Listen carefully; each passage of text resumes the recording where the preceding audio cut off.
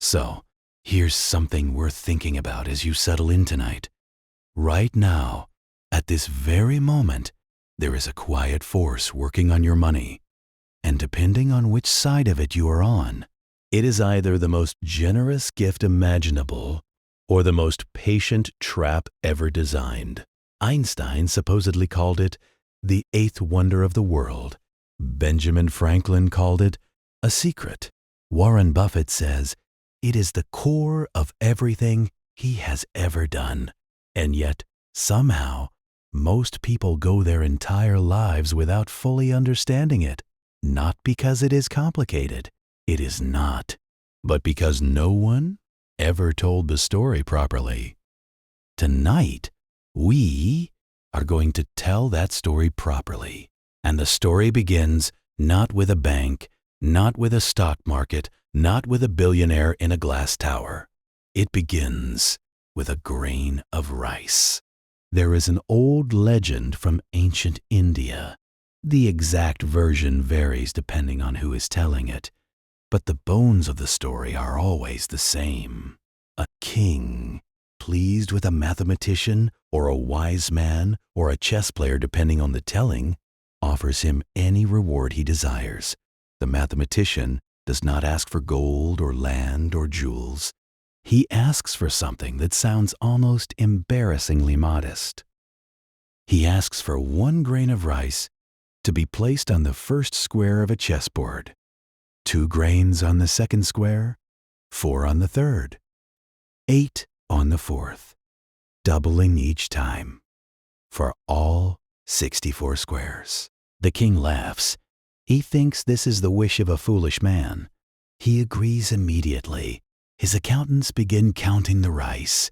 They do not laugh for long. By the time they reach the 10th square, there are 512 grains. Still manageable. By the 20th square, there are 524,000 grains. Still sounds like rice. By the 32nd square, they are counting more than 2 billion grains, the entire royal granary, and they are only halfway across the board. By the 64th square, the total amount of rice required to fulfill the promise is more than 18 quintillion grains. That is 18 followed by 18 zeros. It is more rice than has ever existed in the history of human agriculture. More than the entire surface of the earth could grow in 1,000 years. The king cannot pay. He never could have paid. The moment he said yes, he had already lost. And this legend, this ancient story of a king and a chessboard, is the perfect introduction to compound interest. Because compound interest works exactly like those grains of rice. It starts so small it seems like nothing. And then, quietly, without asking permission, it becomes everything. Let us slow down and understand precisely what is happening, because the mechanics are simple, and once you see them clearly, they become almost beautiful. Imagine you have $100. You put it somewhere that pays you 10% per year. After 1 year, you have $110. That extra $10 is interest. Simple so far. Now here is where the magic begins. In year 2, you do not earn interest on just the original $100. You earn interest on the 110. So you earn $11 in the second year, not 10, 11. In year 3, you earn interest on $120. So you earn $12.10. Each year, the base grows, and so the interest on that base grows too. You are earning interest on your interest. Money is making money from the money it already made. This is compounding. It sounds small at first, and for a long time, it is small. That is the trick, the beautiful trick, the reason so many people miss it entirely. The early years feel like nothing is happening. The numbers barely move. You save diligently. You wait. You check your account and think, well, that is not very impressive. And then something shifts. The curve bends, and it bends fast. This is what mathematicians call exponential growth, and it is something human intuition was simply not built to understand. We think in straight lines. We think if something grows by $100 per year, in 10 years it will have grown by $1,000. But compounding does not move in a straight line. It curves, and the curve accelerates. There's a rule that every investor should know, and it is elegantly simple. It is called the Rule of 72. Here is how it works. Take any interest rate, divide 72 by that rate. The result is approximately how many years it will take for your money to double. At 6% interest, your money doubles every 12 years. At 8%, every 9 years. At 12%, every 6 years. At 1%, every 72 years. The rate matters enormously. But here is the thing that makes the Rule of 72 so powerful when you think about it deeply. It is not just one doubling. It is repeated doublings, and each doubling is on an increasingly larger number.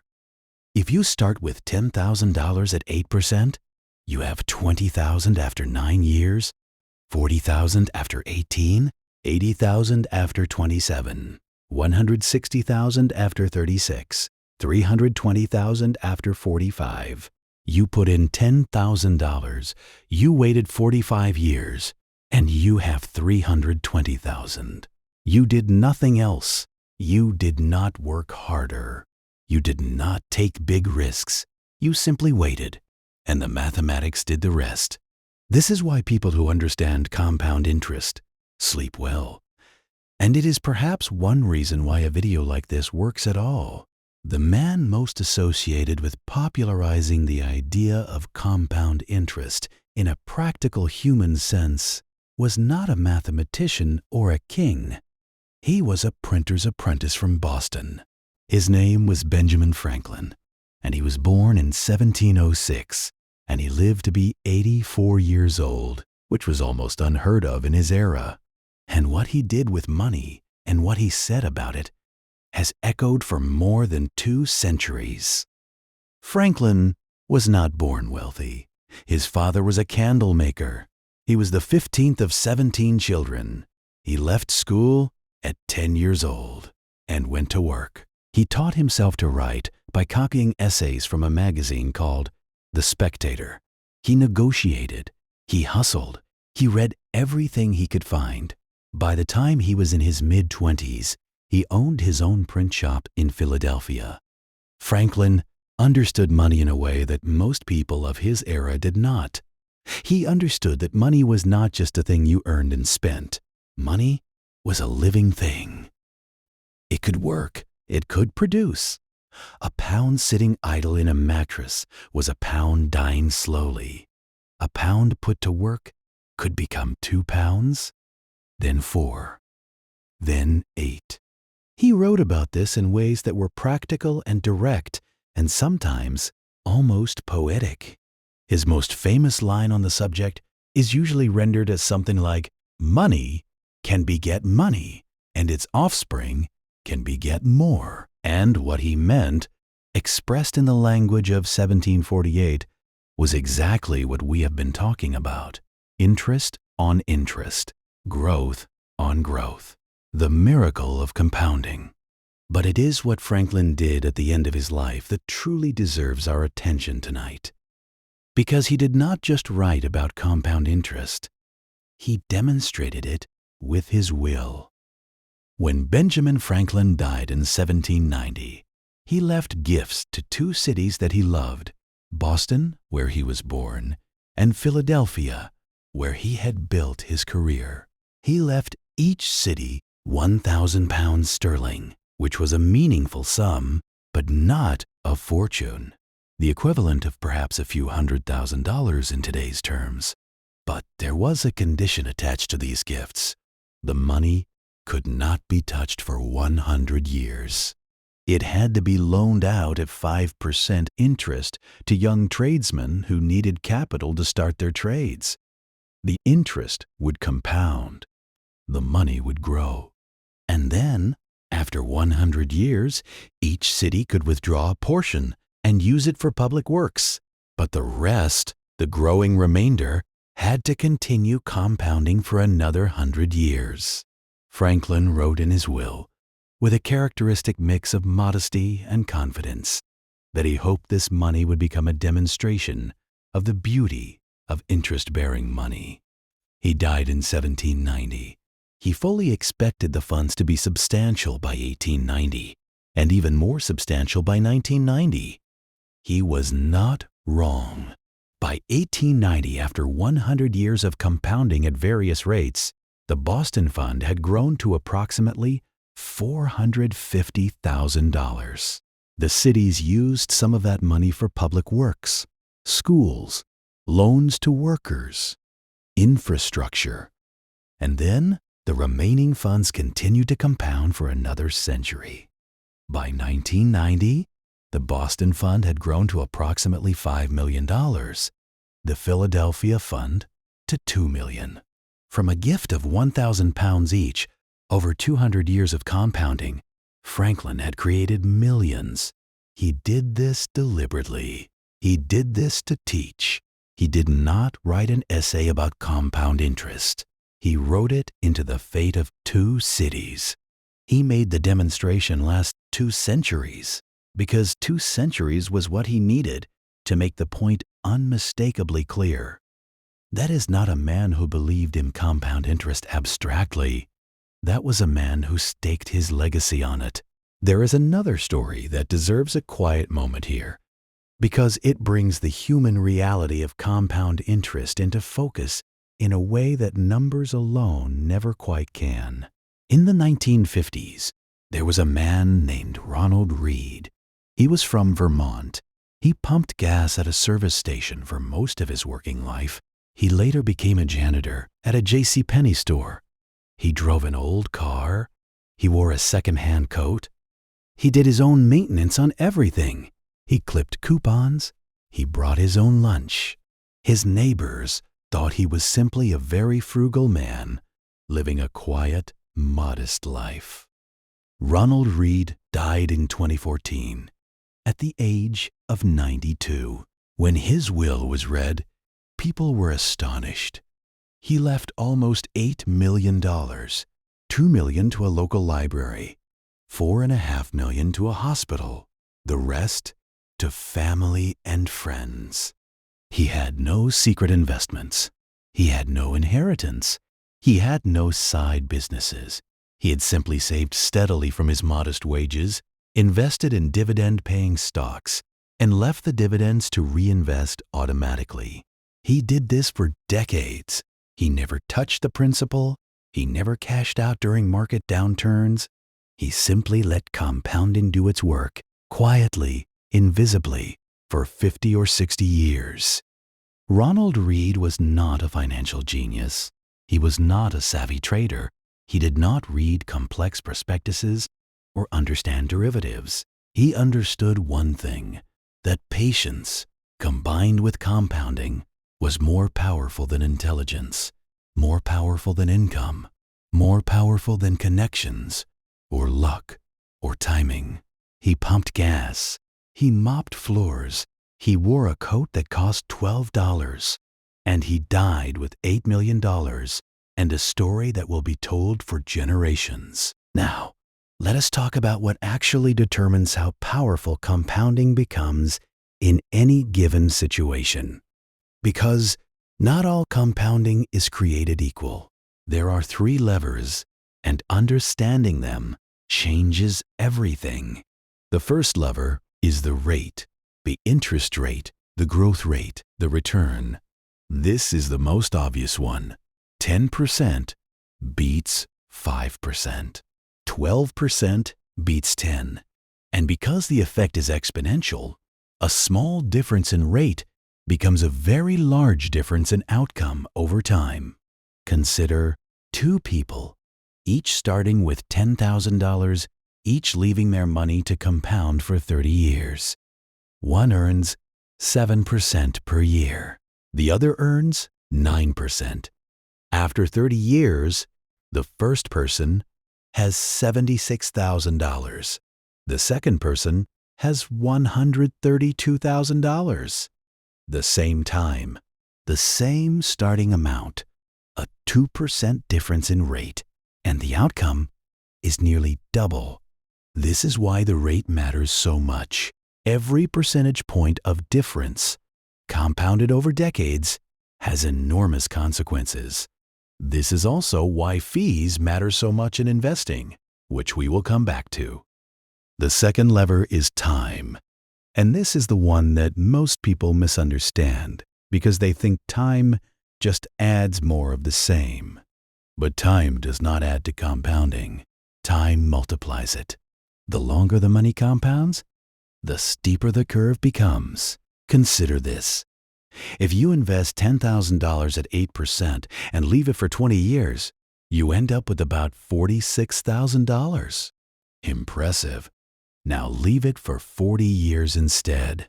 You end up with $217,000. You doubled the time. You did not double the result.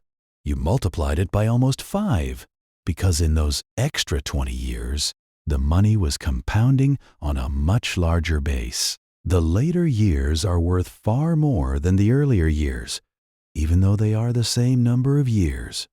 This is why financial advisors will tell you that starting early matters more than starting big. A person who saves a small amount at 25 will almost always end up with more than a person who saves a large amount at 45, even if the total contributions are equal. Time is the multiplier that no one can buy back. The third lever is contributions, adding money regularly to the compounding base. Every new dollar you add does not just sit there as a dollar. It becomes a new seed that itself starts compounding from the moment it arrives. And because compounding accelerates over time, every dollar you add early is worth dramatically more than a dollar you add late. Together, these three levers, rate, time, and contributions, create a machine of extraordinary power. And the beautiful thing is that you do not need to master all three perfectly. Getting even one or two of them right and being patient can create outcomes that seem almost magical. Now, let us go back in time, because no story of compound interest is complete without spending some time in Amsterdam in the 17th century. Because this is where the modern financial world was essentially born. And it started with a problem that merchants had been struggling with for centuries. The problem was this: trade was expanding. Merchants were building ships and sending them to India, to the Americas, to Africa. These voyages were enormously profitable if they succeeded, but they were also expensive, and they were risky. A single ship might carry everything a merchant owned. If it sank, he was ruined. If it succeeded, he might be fabulously wealthy. For most of history, this meant that only the very rich could participate in long-distance trade. You needed enough capital to build and outfit a ship, to hire a crew, to pay for provisions, and to absorb the possibility of losing everything. Ordinary people, craftsmen, and farmers and small traders had no way in. In 1602, something changed. The Dutch East India Company, the Verenigde Oost-Indische Company, was established, and it did something that had never been done before. At scale, it divided itself into shares, small portions of ownership that could be bought by anyone who had even a modest amount of capital to invest. For the first time, an ordinary merchant in Amsterdam, a miller in Rotterdam, a schoolteacher in Haarlem, could buy a piece of a great trading company. They would share in the profits. They would also share in the losses. But the risk was spread. No single person bore it all. And crucially, these shares could be bought and sold on the Amsterdam Stock Exchange, the world's first modern stock exchange, which opened in 1611. If you needed your money back, you did not have to wait for a voyage to complete. You could sell your shares to someone else. This was the beginning of the investment world as we know it. The idea that you could participate in something larger than yourself, that your money could work at 100 places at once, that you could share in the growth of commerce without being a wealthy nobleman, was genuinely new. It was a revolution in how ordinary people could deploy capital. And hidden within it was the seed of compound interest applied to real businesses, because the profits from these trading voyages, when reinvested into more voyages, would themselves generate more profits. And those profits, reinvested again, would generate even more. The compounding of business returns across an ocean. There is a concept that lives at the heart of all long-term investing, and it connects directly to what the Dutch merchants discovered. It is the idea of reinvesting returns, not spending the profits, putting them back to work. In the context of a savings account, this is simple. The interest you earn is added to your balance, and next year it earns interest too. The bank handles this automatically. In the context of stocks, it works through something called dividends. A company earns profits. It shares a portion of those profits with shareholders as dividends, and the shareholder can choose to take those dividends as cash or to automatically buy more shares with them. If you buy more shares, you own more of the company. More shares means more dividends next time. More dividends means even more shares. And the cycle continues. Each reinvestment increases the base that generates the next round of returns. This is what Ronald Read did without any fanfare with his gas station wages for decades. He bought shares in solid companies. He reinvested the dividends. He never stopped. He never cashed out. He just let the machine run. The average annual return of the American stock market over the past century, including reinvested dividends, has been somewhere around 10% per year in nominal terms and around 7% when adjusted for inflation. That is not a guarantee of what the future will bring. Markets go up and down. Decades can be disappointing, but over very long periods, the historical compounding of a broadly diversified investment in American companies has been one of the most powerful wealth-building tools available to ordinary people. Now it is worth pausing on something important and something grounding. This is educational content only, not financial advice. The numbers we have been discussing are illustrations. Every investment carries risk. Real returns vary enormously depending on what you invest in, when you start, what happens in the economy, and countless other factors. None of this is a promise of what will happen. It is an explanation of how compounding works as a mathematical principle. What you do with that understanding is entirely your own decision. Let us continue. Let us talk about something that does not often come up in conversations about compound interest, but that matters enormously. The dark side of compounding. Because compounding does not care which direction it runs in. It works just as powerfully against you as it does for you. Debt compounds too. Credit card debt, consumer loans, predatory lending. These are compound interest running in reverse. You borrow money, you pay interest on that borrowed money. If you do not pay it back quickly enough, next month's interest is calculated on a larger balance. The debt grows, and it grows faster as it grows. A credit card charging 20% interest per year, which is not unusual, will double a balance in approximately 3.5 years using the rule of 72. If you borrow $1,000 and only make minimum payments, the debt can grow to $2,000 before you have made a serious dent in the principal. Then $4,000. The mathematics are exactly the same as compound growth, except the number is working against you. This is why financial difficulties can spiral so quickly. A person who falls behind on a high-interest debt does not just have a fixed problem. They have a growing problem. The amount they owe increases, while their ability to repay it stays the same or gets worse.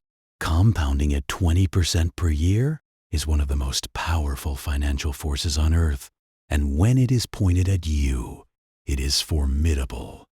Understanding this is not meant to be frightening. It is meant to be clarifying, because once you understand that debt compounds, you also understand exactly what you need to do about it. Address it as early and as aggressively as circumstances allow. Because time works against you with compound debt just as decisively as it works for you with compound savings. The mathematics do not change. What changes is the direction. There is a woman whose story deserves to be told here because she experienced the dark side of compounding and survived it. And what she learned is worth understanding.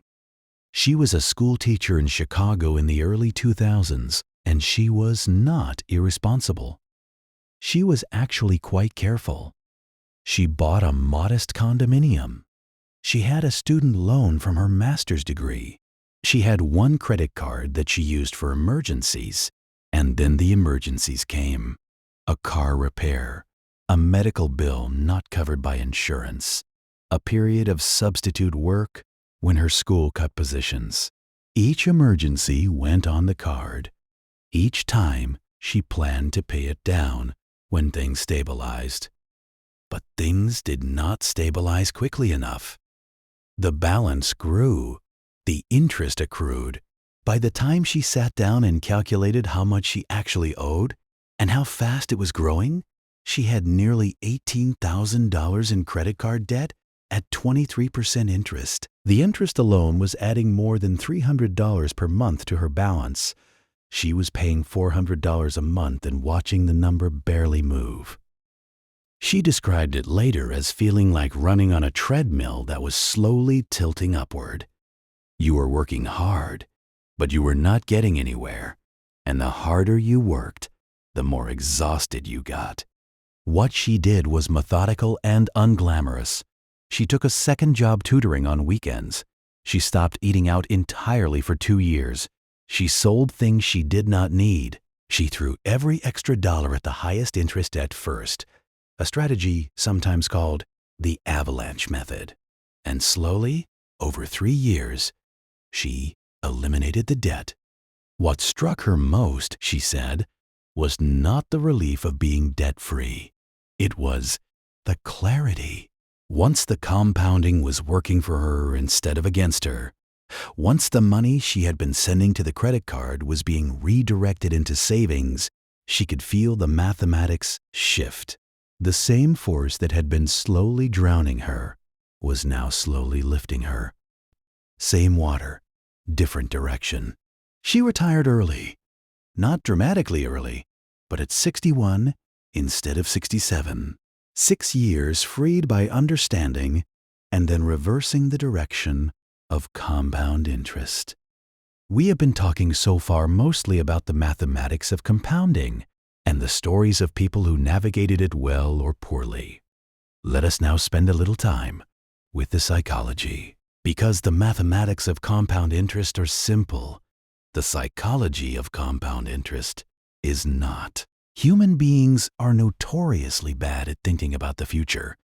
There is a well-documented tendency called present bias, which simply means that we tend to value things that are available to us right now more than things that will be available to us in the future, even when the future thing is objectively much larger.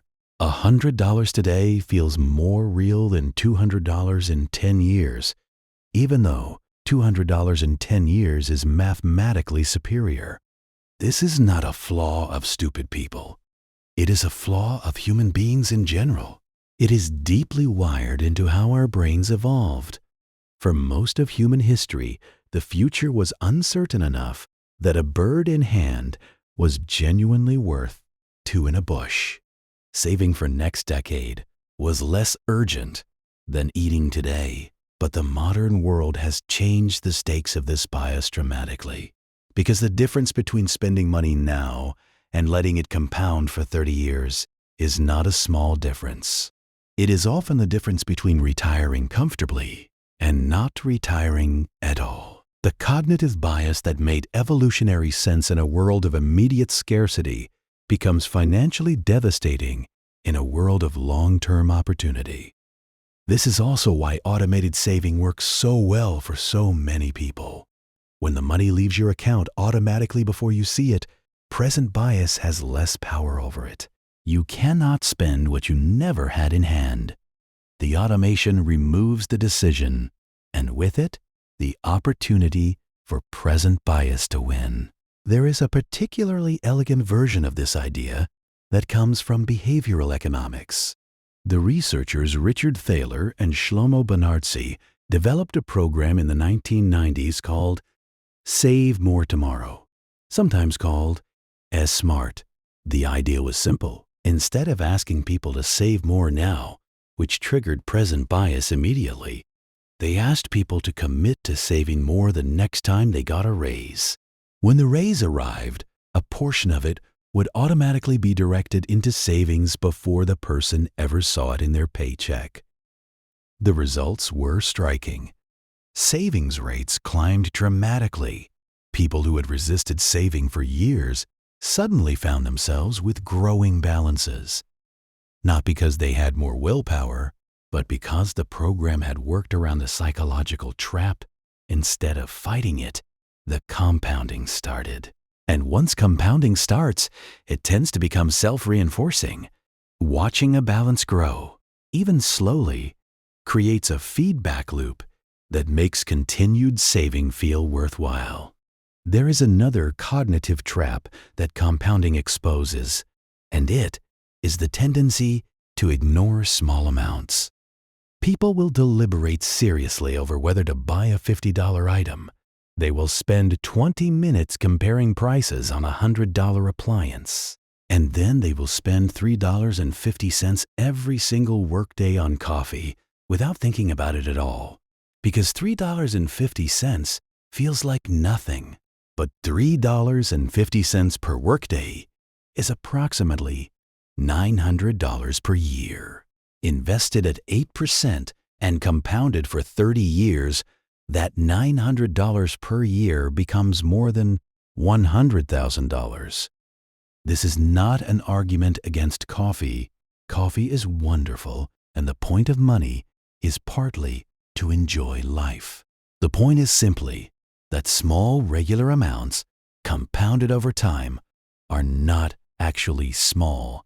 They are enormous. The feeling of smallness is an illusion created by the linear way human minds process numbers. $3.50 feels small because it is small in the present moment, but compounded over decades, it is not small at all. The reverse is also true and worth noting. Small fees, small charges, small percentages taken off the top of an investment, they compound too. A 1% annual fee on an investment account sounds trivial, but over 30 years, that 1% can reduce your total returns by roughly 20 to 30% compared to a fee-free equivalent. 1% compounded against you for decades is not 1%. It is a significant portion of your wealth. This was one of John Bogle's great insights. Bogle founded Vanguard in 1974 and spent his career arguing that the average investor was giving away enormous amounts of potential wealth in management fees. He was not popular with the investment industry when he said this, but the mathematics supported him completely. Bogle created the first index fund available to individual investors. An index fund does not try to pick winning stocks. It simply buys all the stocks in an index, like the S&P 500, in proportion to their size. Because it does almost no active management, its fees are tiny, and those tiny fees, compounded forward over decades, make an enormous difference. Bogle spent his life trying to help ordinary people keep more of the compounding that mathematically belonged to them. The investment industry, which made its money from fees, did not love him for it. Ordinary investors did. Let us travel now to Japan in the 1980s, because there is a story there that illuminates something important about compounding and about what happens when asset prices grow faster than the underlying reality warrants. In the 1980s, Japan was the story of the world. Its economy was growing at astonishing rates. Its companies, Sony, Toyota, Panasonic, Honda, were conquering global markets.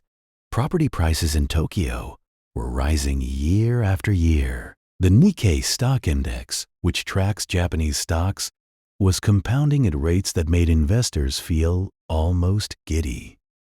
By the late 1980s, the land under the Imperial Palace in Tokyo was theoretically worth more than all the real estate in the state of California. Japanese banks were lending freely. Companies were buying assets at prices that made sense only if the growth continued indefinitely. Everyone was confident that the compounding would continue. It did not.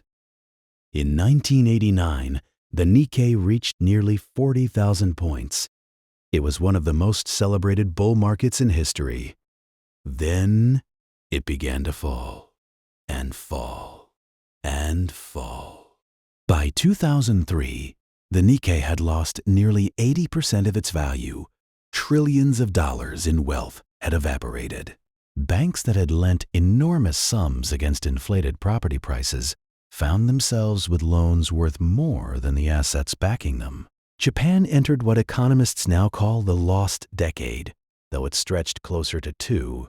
There was a man named Takeshi Yamamoto, a civil engineer in Osaka, who had watched his neighbors buy property in the late 1980s and felt the pull to do the same. He and his wife bought a condominium in 1988 at the peak of the market, borrowing heavily to do so. The property was worth perhaps 25 million yen. By 1995, its market value had fallen to 12 million. Their mortgage was still 22 million. They owed nearly twice what the property was worth. They did not walk away. In Japan at that time, the cultural and legal context made that almost unthinkable. They continued to make their payments. They cut their expenses to almost nothing. Their children grew up in a household defined by careful, anxious frugality. It took 15 years for the property to recover enough value that they could sell it without a catastrophic loss. Takeshi said later that he had understood the numbers involved in buying the property. What he had not understood was what compounding debt felt like when the asset it was secured against was falling instead of rising. He had borrowed to amplify a gain.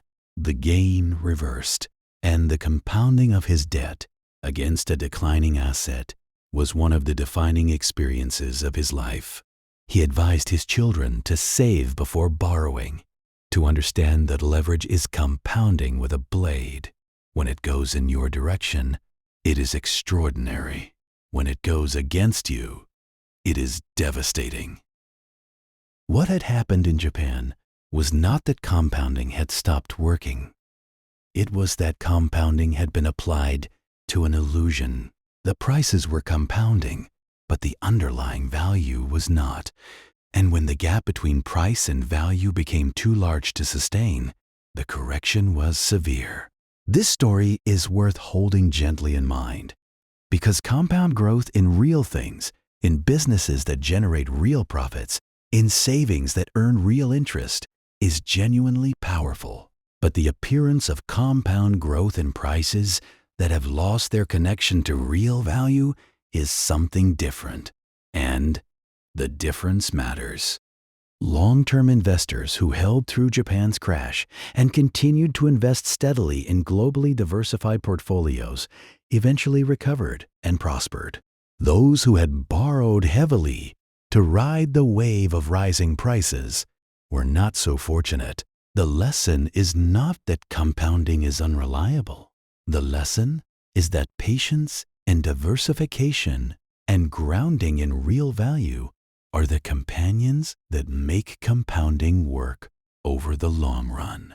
There is a mathematical concept that connects to all of this, called the time value of money. And while it might sound technical, the core idea is actually very intuitive. $1 today is worth more than $1 in the future. Not because money degrades, but because $1 today can be put to work immediately and start compounding. $1 promised in the future cannot compound until it arrives. So the further away a promised dollar is, the less it is actually worth in today's terms. This principle governs almost everything in professional finance. When a company is valued, analysts calculate the present value of all its future cash flows. When a bond is priced, it reflects the present value of all its future interest payments and its final repayment. When an insurance company promises to pay out $1 million in 30 years, it only needs to set aside a fraction of that today because the investment will compound up to the needed amount over time. The practical version of this for an ordinary person is simply the recognition that money has a direction of travel in time, and that direction always favors the present. Getting money sooner is better than getting money later. Paying money later is better than paying it sooner. This is why mortgages often allow homeowners to make extra payments that reduce the principal early, shortening the loan and dramatically reducing the total interest paid over time. A mortgage that saves $100 of interest in year 1 of 30 is not the same as saving $100 of interest in year 29. The year 1 saving compounds forward for 29 years. The year 29 saving arrives too late to do much compounding at all. Consider a standard 30-year mortgage on a $300,000 home at 6% interest. Over the life of the loan, the total interest paid is approximately $347,000. You borrow $300,000 and pay back nearly $650,000 in total. The difference, that $347,000, is the compound interest working against you over 30 years. Now consider what happens if, in just the first 5 years of that mortgage, you make 1 extra payment per year of the principal. You are not making large extra payments. You are making 12 payments in a year, where the bank expects 11. Over those 5 years, that small additional effort can shave years off the total loan and tens of thousands of dollars off the total interest paid, because the early payments reduce a principal that would otherwise compound interest against you for decades. Small interventions at the beginning of a compound process matter far more than large interventions at the end. We should spend a moment with Albert Einstein here, because his name comes up whenever compound interest is discussed, even though the connection is somewhat mythological. Einstein almost certainly never called compound interest the 8th wonder of the world. The quote has been attributed to him for decades, but no one has ever found a reliable source. It does not appear in his writings. His biographers have no record of it. It is almost certainly apocryphal, a saying that got attached to his name because he was the most famous smart person of the 20th century, and the quote sounded like something a very smart person would say. But here is the interesting thing. Even without Einstein's endorsement, the idea that compound interest is among the most powerful forces human beings have harnessed for financial purposes is genuinely defensible. Not as a wonder of the universe in the physical sense, but as a wonder of mathematics applied to time. And Einstein did understand in his actual scientific work a principle that is deeply related to compound interest. He understood exponential growth. In the context of chain reactions in nuclear physics, he understood that a process where each event triggers more than one subsequent event will grow to enormous scale very quickly. The mathematics of a nuclear chain reaction and the mathematics of compound interest are cousins. Both involve a quantity multiplying itself repeatedly. Both create the counterintuitive dynamic where the growth is slow at first and then seems almost instantaneous. Whether Einstein said the quote or not, the thing being said is worth saying. And it was worth saying because the people who understood it built their financial lives accordingly, and the people who did not understand it often wished they had. Let us now look at a different kind of compounding story. One that took place not in the world of stocks or savings accounts or mortgages, but in the world of agriculture. And that shows how deeply the principle of compound growth is woven into the fabric of the natural world. In 1930, a farmer in Iowa named Roswell Garst attended a demonstration by a seed company. The company was showing a new type of corn called hybrid corn, developed by crossing different varieties to produce plants that were more vigorous, more productive, and more uniform than traditional open-pollinated corn. Garst was skeptical at first, but he watched the demonstration carefully. The hybrid corn produced yields that were 20 to 30% higher than the traditional varieties. That was impressive. But what caught his attention was something subtler. With traditional corn, a farmer could save seeds from his best plants and plant them next year. The seeds carried forward whatever genetic advantages the parent plants had developed. The improvement compounded slowly across generations as farmers selected for desirable traits year after year. It was slow. It worked. It was the way farming had operated for thousands of years. The hybrid corn worked differently.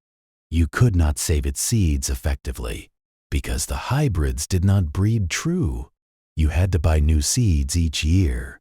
That was an added cost. But the yield improvement was so consistent, so reproducible, so reliable that the cost was worth it. And the yields themselves were higher each year as plant scientists continued to improve the hybrids. Garst became one of the leading advocates for hybrid corn in America. He championed it across the Midwest. And over the following decades, the adoption of hybrid corn contributed to a revolution in American agricultural productivity. Corn yields that had been around 25 bushels per acre in the 1920s grew to over 150 bushels per acre by the late 20th century. That is a six-fold improvement in the productivity of the same land. The compounding of scientific knowledge applied to seeds, applied to soil, applied to farming practice, year after year, had transformed what an acre of American farmland could produce. This is compound growth in the physical world, visible and measurable and nourishing. Garst himself became a fascinating historical figure. In 1959, he invited the Soviet leader Nikita Khrushchev to visit his farm in Iowa. Khrushchev came.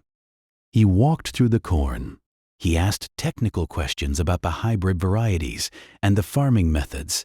He wanted to understand how American agriculture was producing so much. The visit was one of the more unusual moments of the Cold War, and it happened because a farmer from Iowa understood the power of compound growth in seeds. Let us return to the financial world and talk about something called dollar cost averaging, because it is one of the most practical applications of compound interest for ordinary investors, and it deserves a careful explanation. Dollar cost averaging simply means investing a fixed amount of money at regular intervals, regardless of what the market is doing.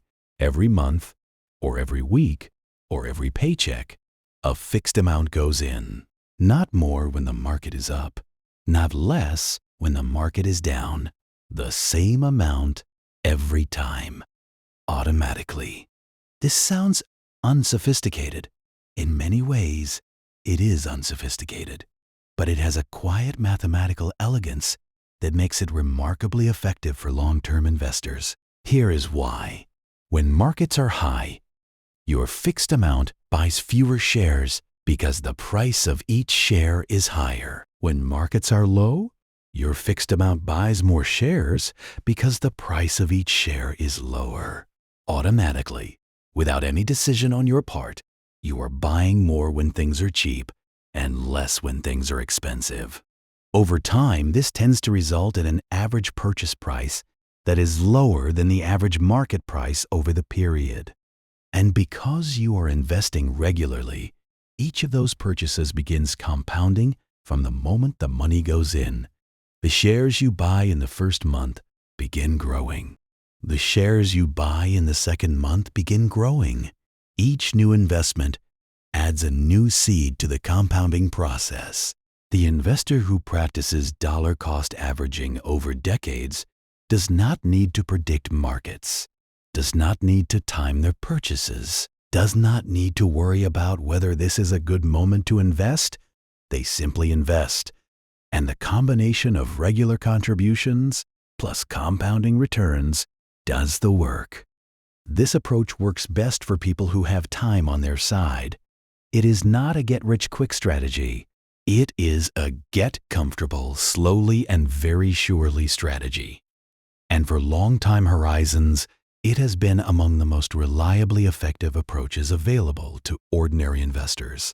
There is a particular anecdote that sits with me every time I think about the power of early investing, and it involves a thought experiment that a financial educator named David Bach popularized in the early 2000s in his book, The Automatic Millionaire.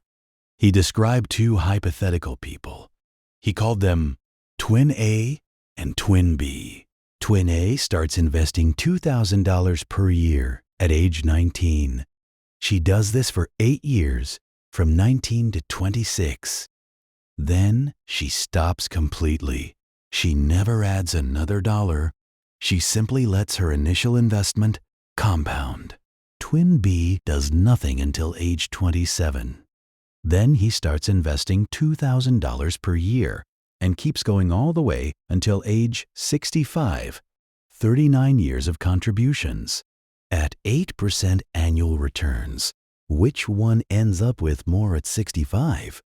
The intuitive answer is Twin B. He invested for 39 years. She only invested for 8. He put in $78,000 in total. She put in $16,000. But Twin A ends up with more. By 65, Twin A has approximately $250,000. Twin B has approximately $220,000. He invested more than 4 times as much money for nearly 5 times as many years, and he still ends up behind because Twin A's money had more time to compound. Her 8 early years created a head start so large that his 39 years of contributions could never catch it. The numbers in this example are simplified illustrations, and real returns will vary. But the directional truth is undeniable. Early contributions compound into enormous sums. Late contributions, even large ones, have less time to grow. Twin A's secret was not intelligence or strategy. It was 8 years of youth. Let us now talk about something that sits at the intersection of compound interest and the broader sweep of history. Because the story of compounding is not just a personal finance story.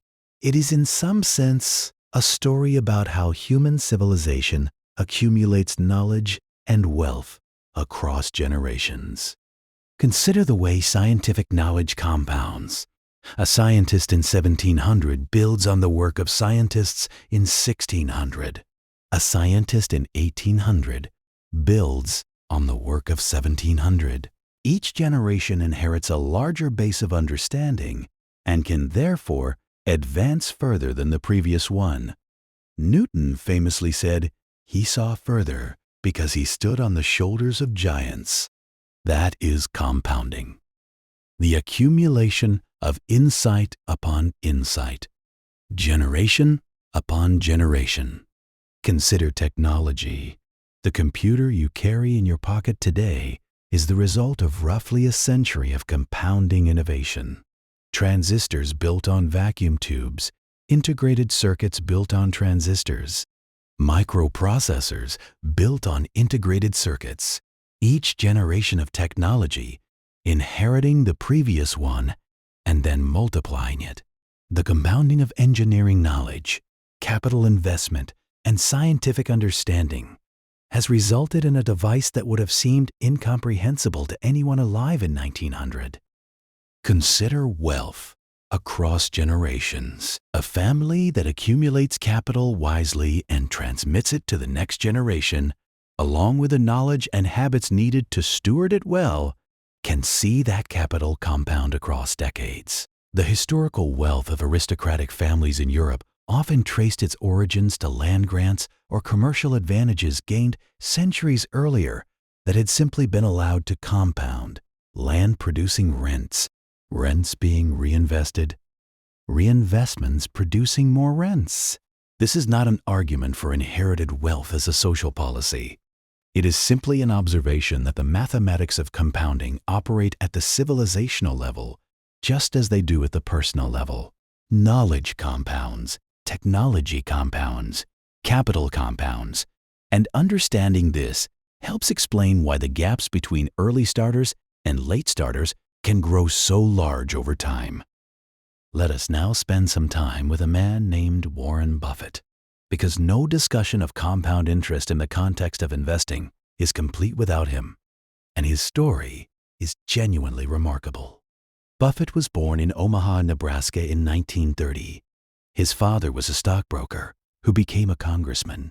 By the time Buffett was 11 years old, he had already bought his first shares, 3 shares of Cities Service Preferred, at $38 each. He sold them shortly afterward at a small profit. The stock subsequently rose to over $200 per share. He later cited this as one of his early lessons in the virtue of patience. By his early teens, Buffett was earning money through entrepreneurial activities. He delivered newspapers. He ran a pinball machine business. He filed his first tax return at 13, claiming a $9 deduction for his bicycle used in the newspaper route. At 16, he had accumulated about $6,000 in savings. In today's terms, that is roughly $80,000. He studied under Benjamin Graham at Columbia University. Graham was the father of value investing, the practice of identifying companies that were trading below their intrinsic value and buying them. Buffett absorbed Graham's framework completely and then spent the rest of his career refining it. What separated Buffett from most investors was not his intelligence, though he is clearly very intelligent. It was his relationship with time. He held stocks for years and decades, not months. He allowed the compounding to run without interruption. He famously said that his favorite holding period is forever. Today, Buffett is one of the wealthiest people in human history. But here is what is most striking about his wealth. The vast majority of it came after his 50th birthday. At 50, Buffett was worth approximately $300 million. By any normal measure, that is extraordinary wealth. But by the time he was 80, he was worth $50 billion. By 90, closer to $90 billion. The compounding did not stop just because he was old, because the base kept growing and the growth kept compounding on a larger and larger base.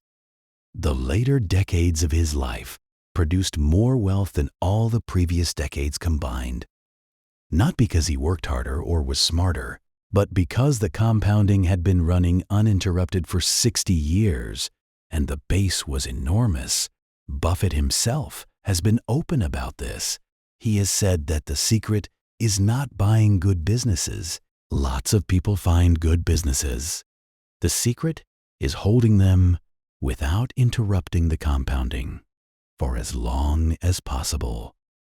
There is something that Buffett said about compound interest that is less famous than the Einstein quote, but considerably more useful.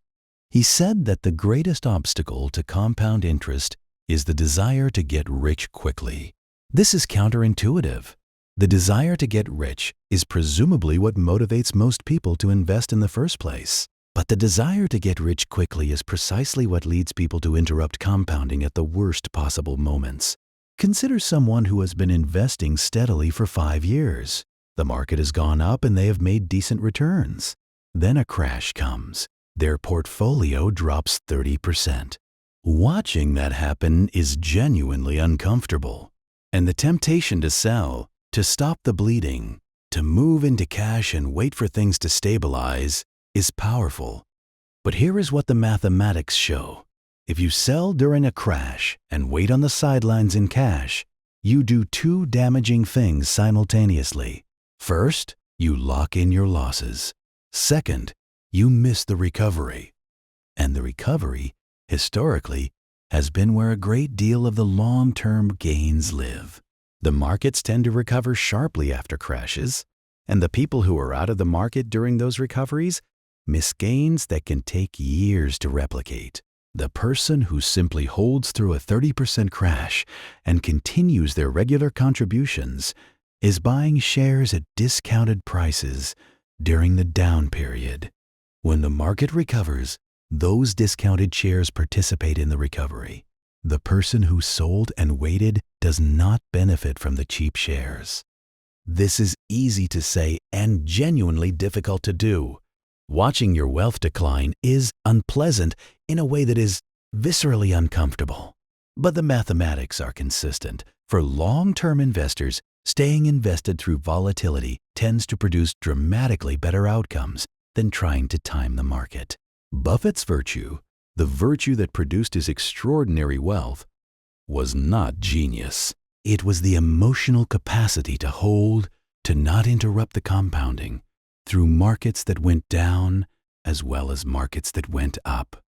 Let us step back from individual stories for a moment and think about compound interest at a national scale, because the way it applies to economies is fascinating and somewhat underappreciated. Economic growth, the annual percentage by which a country's output of goods and services increases, is itself a compounding process. A country that grows at 2% per year doubles its economic output in 36 years. A country that grows at 4% per year doubles its output in 18 years. A country that grows at 7% per year doubles in just over 10 years. China's economic growth from the late 1970s through the 2010s averaged roughly 9 to 10% per year. In roughly 25 years, at those rates, an economy doubles. Then doubles again. Then doubles again. 4 doublings in 50 years, compounded, produces 16 times the original output. This explains what can seem like the almost miraculous transformation of a developing economy over a generation. The mathematics are not miraculous. They are compounding. 7% growth, held consistently for decades, transforms everything. The same logic applies to productivity. If a country's workers become 1% more productive per year, which sounds trivial, over a century they become 2.7 times as productive as they were at the start. Over 2 centuries, 7.3 times as productive. The compounding of small annual improvements in how efficiently people work applied across an entire economy over generations is one of the great engines of human material progress. This was the central insight of the classical economists. Not that 1 year of productivity improvement matters much, but that consistent improvement, year upon year upon year, compounding, is what separates the wealthy nations from the poor ones over long stretches of time. Let us now visit the story of a place that used the principles of compound growth as a conscious policy choice and transformed itself within living memory. In 1965, Singapore became an independent nation. It was a small island at the tip of the Malay Peninsula, with no natural resources, no agricultural land, a mixed and occasionally fractious population, and a harbor. That was essentially it. The first Prime Minister, Lee Kuan Yew, faced the task of building a viable nation from almost nothing. What he and his colleagues understood, intuitively and analytically, was that Singapore's only resource was its people, and its only advantage was its location and its potential as a hub for trade and finance. They made a series of decisions that, year after year, compounded. They invested heavily in education, not just education as a social good, but education as a compounding asset. Educated people are more productive. More productive people generate more income. More income can be taxed to fund more education. The loop compounds. They kept taxes low enough to attract business and investment. They enforced contracts with extraordinary consistency, making Singapore one of the most legally predictable places on earth to do business. They managed their public finances with unusual discipline, building up reserves and investing them through a sovereign wealth fund called the Government of Singapore Investment Corporation, which itself compounded the national savings over decades. By the 2020s, Singapore had one of the highest per capita incomes in the world, higher than most of Western Europe, higher than the United States in some measures.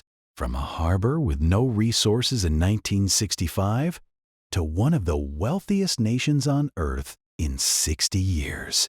The compounding of good policy decisions, education investment, legal reliability, fiscal discipline, over 6 decades had produced a result that seemed almost miraculous from the outside. It was not miraculous.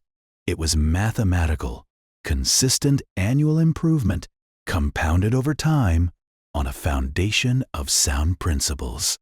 There is a concept called the hockey stick curve that is worth understanding because it is the visual representation of what compound interest actually looks like over a long time period. If you draw a graph of compound growth over time, the line looks flat for a very long time. It is growing, technically, but the growth is so slow relative to the eventual scale that it looks like nothing is happening.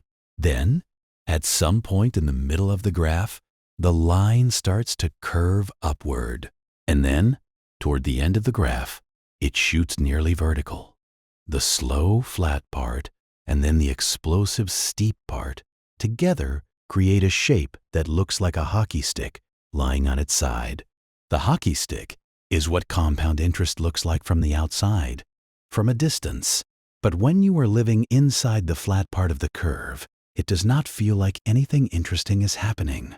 It feels like slow, boring progress.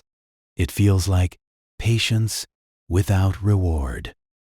This is why so many people give up on long-term saving before the hockey stick turns.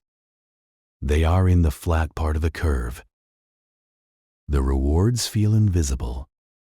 The discipline feels pointless.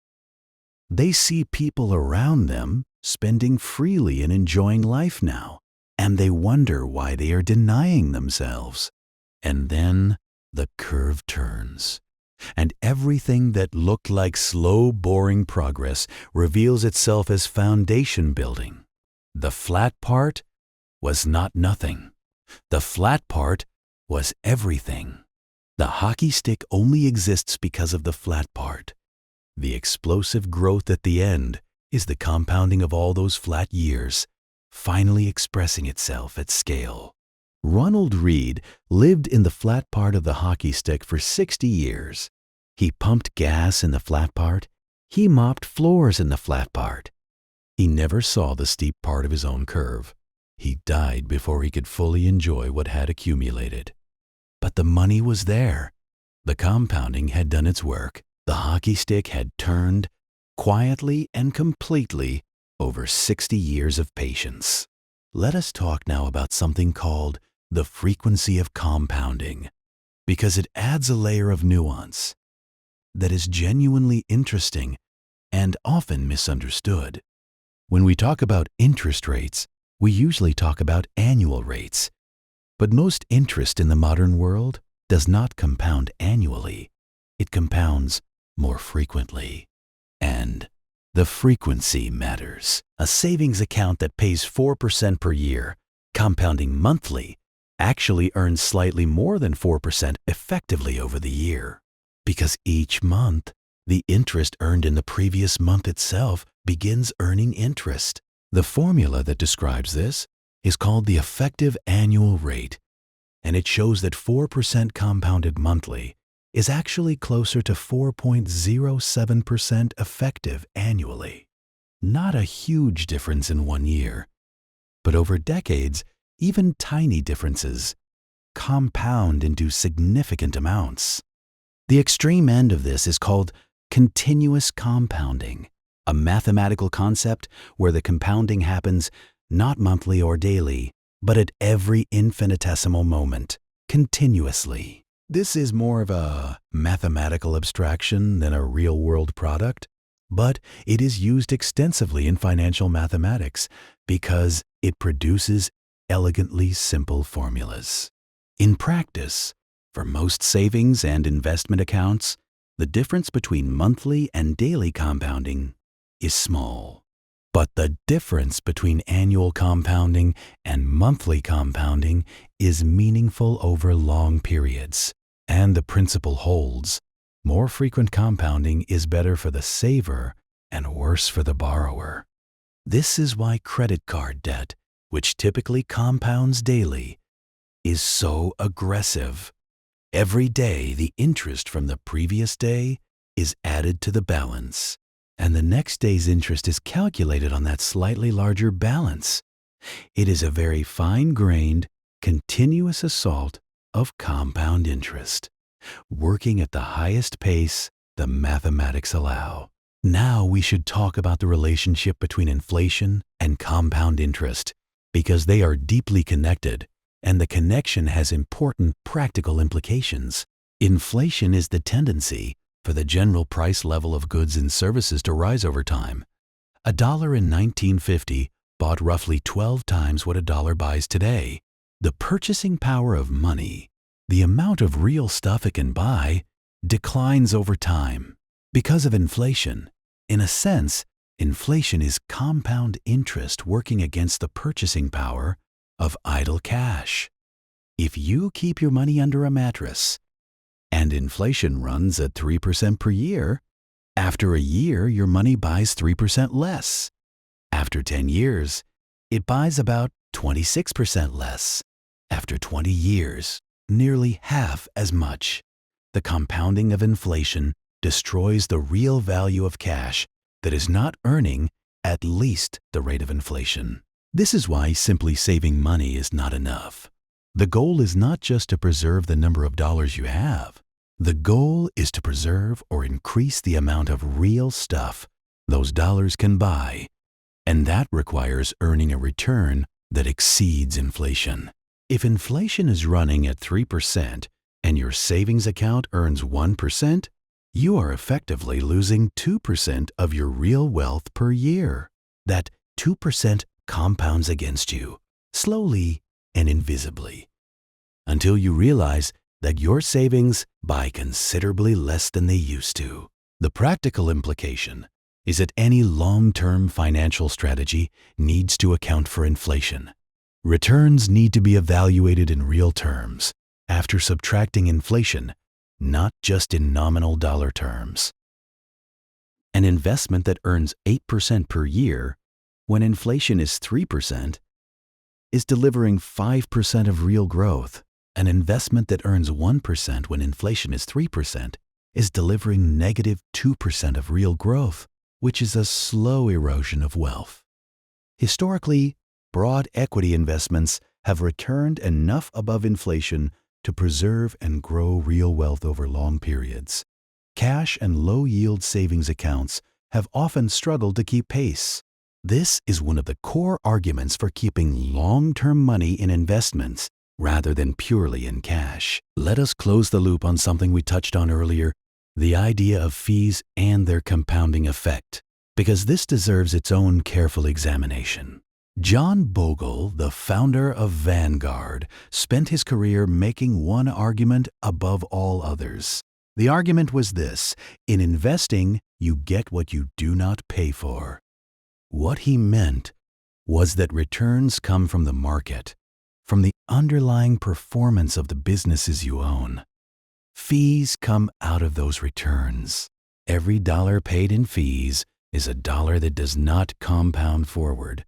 And over decades, the compounding of fees, the compounding effect of money you never got to keep, is enormous. Consider two investors, each starting with $100,000 and each earning 10% per year in gross market returns. One has fees of 0.1% per year. The other has fees of 1% per year. After 30 years, the first investor has $1,744,000. The second has $1,320,000. The difference is more than $400,000 lost to fees on the same returns over the same period. That is the compounding of fees working against you. A 0.9% difference in annual fees compounded over 30 years cost you $400,000. Bogle's insight was that this simple observation had profound implications for how ordinary people should invest. If you cannot beat the market consistently, and most professional managers do not beat the market consistently over long periods, then you should not pay for the attempt. You should buy the whole market at the lowest possible cost and let compounding work without interruption and without unnecessary friction from fees. This advice has proven, over the decades since Bogle made it famous, to be remarkably sound. Low-cost index investing has outperformed most actively managed funds over most long periods. Not because the index fund is brilliant, because it is cheap. It removes the compound drag of fees and lets the underlying market returns compound unimpeded. As we move toward the end of this story, there is something quietly philosophical about compound interest that deserves a few moments of reflection. We live in a world that celebrates speed, fast results, immediate gratification. The culture of the short video, the instant notification, the same-day delivery. The entire apparatus of modern commerce is designed to make waiting feel unnecessary, even undesirable. And compound interest is the opposite of all that. It is the celebration of waiting. It is the mathematical proof that waiting is productive, that patience is not passivity, that the rewards for doing nothing for a long time can exceed the rewards for doing something urgently all the time. There is a concept in Eastern philosophy sometimes translated as wu-wei, a kind of effortless action or wise non-doing. The idea that sometimes the right action is to allow natural processes to unfold without interference. The farmer who plants a seed and then trusts the rain and the sun and the soil. The investor who makes a good decision and then trusts the compounding to do its work. This does not mean laziness. It means discipline. The discipline to not interrupt something that is working. The discipline to not sell in a panic. The discipline to not be distracted by short-term noise from a long-term process. Benjamin Franklin understood wu-wei. Ronald Read understood wu-wei. Even if you would never have used the phrase, Warren Buffett has spent 6 decades practicing wu-wei in financial form. Start something good. Get out of its way. Let time work. There is one more story to tell tonight, and it is perhaps the simplest and the most powerful. In the 1950s, a teacher in New Jersey began teaching high school economics. His name was William Danforth, and he was not famous outside of his community, but he was known by his students as someone who took personal finance seriously in a way that teachers of the era almost never did. At the beginning of each school year, he would ask his students to imagine that they had just gotten their first job at age 22, and he would ask them to calculate what would happen if they saved just $50 per month, invested it in a diversified fund, earning a modest 8%, and never stopped until they were 65. $50 per month at 22 until 65, the students would calculate. And the number was always startling. At 65, they would have approximately $235,000 from $50 per month over 43 years. Total money contributed, $25,800. Total money accumulated, $235,000. The gap between what you put in and what you end up with, that gap is compound interest. Then he would ask them what would happen if they did nothing until they were 32 instead of starting at 22. Same $50 per month, same 8%, same end date at 65. The number dropped to approximately $100,000 from the same monthly investment, from the same interest rate, simply because they lost 10 years at the beginning. And then he would ask the question that his students never forgot. He would ask, "What is 10 years of your 20s worth?" And the room would go quiet, because the answer, arithmetically, was $135,000. 10 years in your 20s? When $50 per month might feel like nothing, worth $135,000. That is what compound interest does. It makes time valuable in ways that nothing else quite can. It makes the present valuable not just for what it is, but for what it will become. There is a forester, often cited in various forms of this story, who planted trees in a region of France where the land had been stripped of its timber through generations of careless harvesting. The exact forester varies depending on the telling, but the principle is always the same. He planted trees he would never see mature, oak trees that require a century to reach full growth. He did not do it for himself. He did it because he understood that the process, started now, would produce something extraordinary in a future he would never inhabit. He was making a compound investment in the landscape, in the ecological wealth of the region, in the material and environmental well-being of people not yet born. By the 20th century, the forests that had been planted with that patient intention had become a significant resource. The wood was used, the forests were managed, and the region they graced had an environmental and economic richness that traced its origins to the quiet, patient decision of someone who would never see the results of his work. Compound interest is like planting oaks. The decision to start is almost invisible. The early years show nothing dramatic, but the investment of time and discipline creates something that later seems almost miraculous, because the growth accelerated so gradually that no one noticed it happening until it had already happened completely. We have traveled a long way tonight. We started with a chessboard and a king who made a promise he could not keep because he did not understand exponential growth. We met Benjamin Franklin, who understood it so well that he structured his will to demonstrate it over 2 centuries, turning 2 gifts of £1,000 into millions across 200 years. We visited Ronald Read, who used it quietly for 60 years while wearing a $12 coat and working as a janitor, and died with $8 million.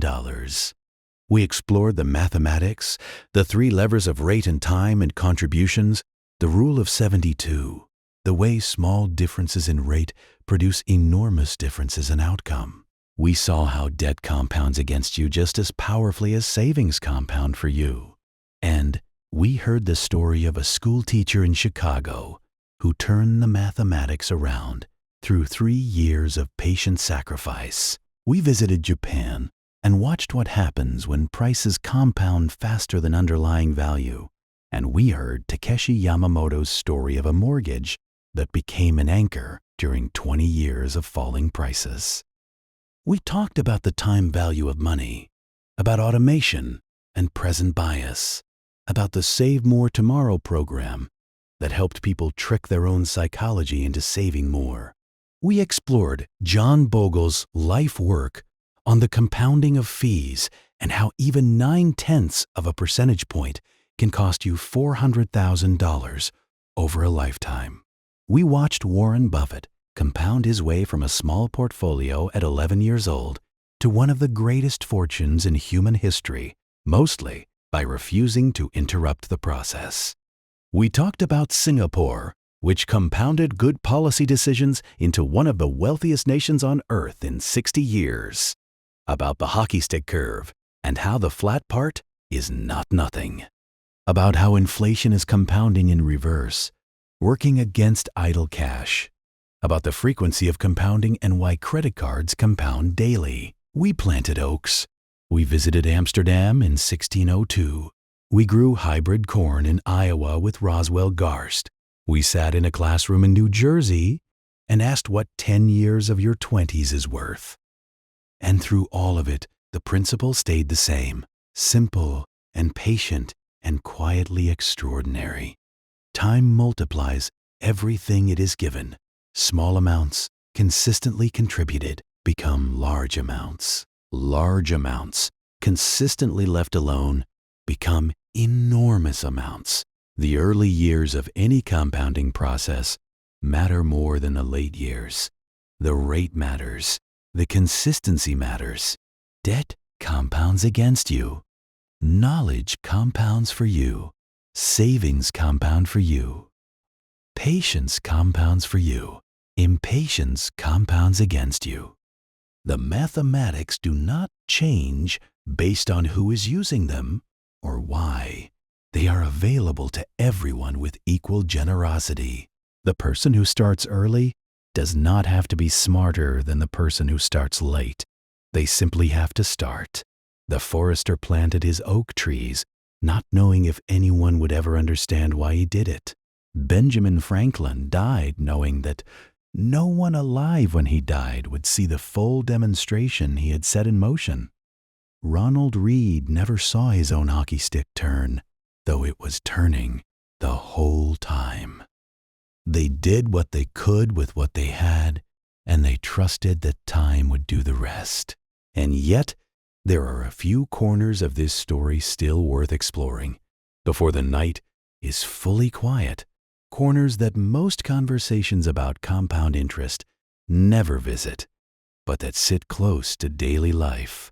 Let us talk about the compound interest of habits. Habits, like money, compound. And the compounding of a habit over time produces results that are almost impossible to predict from the starting point. James Clear, who wrote extensively about the science of habit formation, has a way of framing this that is worth spending time with.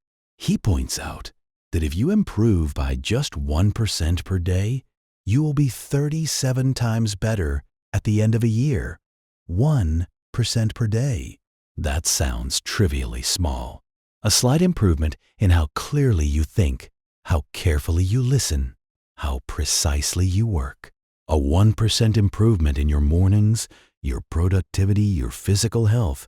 At the end of a year, compounded, you are 37 times the person you were. The reverse is equally true. A 1% daily decline compounds to almost nothing at the end of a year. Small bad habits practiced consistently compound into significant damage. The parallel to financial compounding is exact. The mechanism is the same. Small, consistent inputs, compounded over time, produce outsized outputs. The inputs feel negligible. The outputs feel miraculous. And the only thing connecting them is time and consistency. This is why people who understand compound interest often think about their lives differently than people who do not. They understand that the daily choices, the small ones that feel like they barely matter, are actually the compounding seeds of their future selves. The book read tonight compounds into understanding next month. The exercise done this morning compounds into health next year. The dollar saved today compounds into security next decade. Everything compounds. The question is simply in which direction. There is a story from the world of music that illustrates compounding in a completely unexpected way, and it is worth a few moments.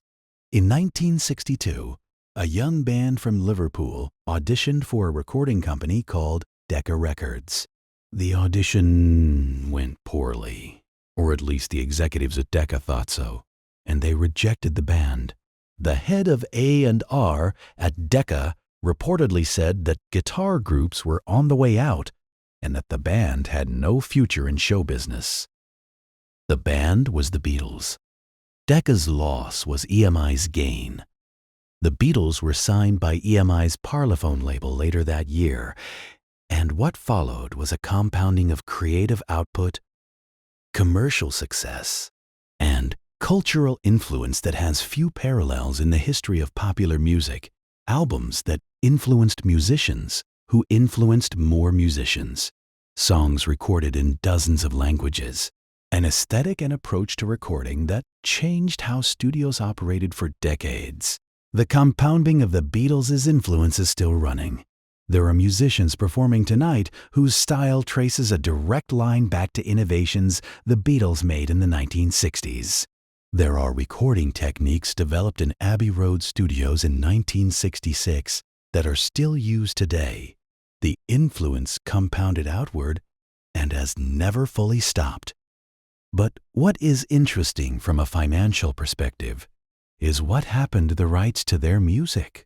When the Beatles were young and somewhat naive about business, they made decisions about their publishing rights, the ownership of their songs, that they would later regret. Their manager at the time, Brian Epstein, negotiated terms that gave the band a small royalty percentage, while larger shares went elsewhere. When Epstein died in 1967, the management situation became complex, and eventually, through a complicated sequence of events involving a music publisher named ATV Music, the rights to most Beatles songs ended up being purchased by Michael Jackson in 1985 for approximately $47 million. Jackson understood compound interest in intellectual property. He understood that a great song generates royalties, not once, but every time it is played, every time it is licensed, every time it appears in a film, or a commercial, or a television show. Those royalties compound year after year. Great songs with great underlying demand can generate income essentially forever. Jackson eventually merged his holdings with Sony, creating Sony/ATV Music Publishing, which at its peak was one of the most valuable music publishing catalogs in the world. The $47 million he paid in 1985 had compounded through decades of royalty income and strategic management into a catalog worth billions. The music was the asset. The time was the multiplier. The compounding was the mechanism.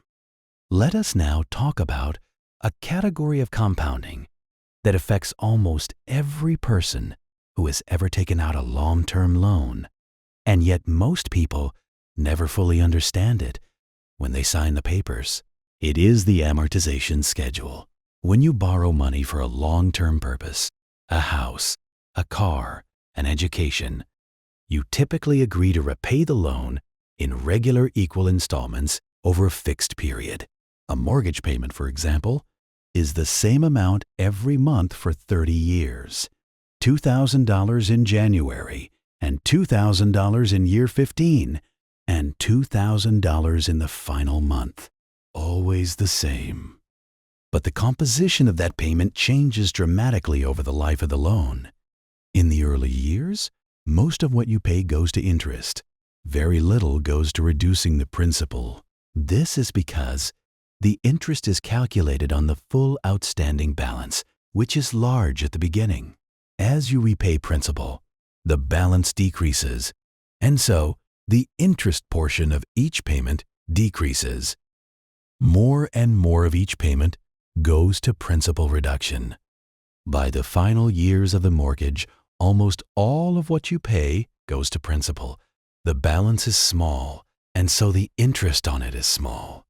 Here is what this means in practice. On a $300,000 mortgage at 6% over 30 years, with monthly payments of roughly $1,799, your first payment looks like this. About $1,500 of it goes to interest. About $299 reduces the principal. You have paid nearly $1,800, and your mortgage balance has decreased by less than $300. By year 15, the balance is around $212,000. Your payment structure has shifted. About $1,060 goes to interest. About $739 goes to principal. By year 29, your balance is small. Almost all of your payment goes to principal. The compounding of interest against you has wound down because the base has shrunk. This is why the advice to make extra principal payments early in a mortgage is so powerful. In the early years, every extra dollar you pay against the principal removes a dollar that would otherwise sit in the balance for 30 years, generating interest against you the entire time. A $100 extra principal payment in month 2 of a 30-year mortgage does not save you $100 in interest.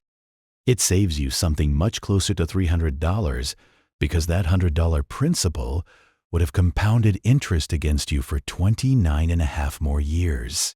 The amortization schedule is compound interest made visible. It shows you, month by month, exactly how the mathematics are working and exactly how much of your money is going to interest versus principal. Looking at it once, really studying it, changes how people think about their loans. There is an aspect of compound interest that sits at the frontier of contemporary finance, and it deserves a mention, even if we handle it gently. It is the idea of compounding in the context of cryptocurrency and digital assets. In the 2010s, Bitcoin emerged as a new kind of asset. Its history of price growth was, for a period, the most dramatic demonstration of compounding returns in financial history. Bitcoin was worth essentially nothing in 2009. By 2021, it had reached prices above $60,000 per coin. Someone who bought $100 of Bitcoin in 2011, when it was trading at around $1, would have had 100 coins. By 2021, at $60,000 per coin, those 100 coins would theoretically have been worth $6 million. The compounding of price appreciation over a decade, if you had happened to buy at the right time and hold through the extraordinary volatility, was unlike anything seen in traditional asset classes. But it is absolutely essential to note two things with equal emphasis. The first is that the future cannot be predicted from the past. In this case, the returns of 2011 to 2021 were extraordinary and exceptional. They reflected the adoption of an entirely new technology and asset class which does not repeat in the same way. Assets that compound at those rates also crash at corresponding rates. Bitcoin fell from its 2021 highs by more than 70%. People who bought near the peak lost most of their investment and had to wait years for any recovery. The second is that most people who tried to capture Bitcoin's compounding did not. They bought near peaks after hearing about the gains. They sold near bottoms when the losses became too uncomfortable. They repeated the worst of what we describe with Japan in the 1980s, chasing compound growth that appeared real but was disconnected from anything predictable. The lesson of cryptocurrency is not that compound interest does not apply to digital assets. It does. The lesson is that the compounding must be grounded in something sustainable, and that volatility, the wild swings up and down, is the enemy of the patient compounding that builds real long-term wealth. You cannot compound your way to wealth if you sell at the bottom. Let us now come back to the most fundamental question that compound interest raises for ordinary life. And it is a simple question with a surprisingly rich answer. When should you start? The answer has always been the same: as soon as possible, with whatever you have, without waiting for the ideal amount or the ideal conditions or the ideal investment vehicle. Every financial educator who has ever thought carefully about compound interest arrives at the same conclusion. The biggest mistake is delay. Not investing in the wrong thing, not missing the best opportunity, not failing to maximize returns. The biggest mistake is delay. A study conducted by the retirement research organization T. Rowe Price found that investors who delayed starting retirement savings by just 10 years had to roughly triple their annual contributions to end up with the same amount as someone who started earlier and contributed less. 3 times the ongoing sacrifice just to compensate for 10 years of lost compounding at the beginning. This is not meant to create anxiety for people who started late. The mathematics reward starting at any age. A 60-year-old who starts investing for the first time is still better off starting than not starting. The compounding of even a short period is better than no compounding at all. Even at 60, you likely have 20 to 30 years of potential compounding ahead of you if you live to a normal life expectancy. The point is simply that early is dramatically better than late because of the way exponential growth works. And understanding why helps people choose to start earlier rather than waiting until the conditions feel right, because the conditions never feel perfectly right. And every year of waiting is a year of lost compounding that cannot be recovered. There is a concept that appears in almost every serious discussion of long-term investing, and it is called volatility versus risk. They are not the same thing, though they are often treated as if they are. Volatility is the tendency of an investment's value to fluctuate up and down over time. A stock might be worth $100 on Monday and $80 on Thursday and $115 the following Tuesday. That fluctuation is volatility. It is uncomfortable. It feels like risk. Risk, in the technical sense, is the possibility of a permanent loss of capital. An investment that declines and never recovers is risky.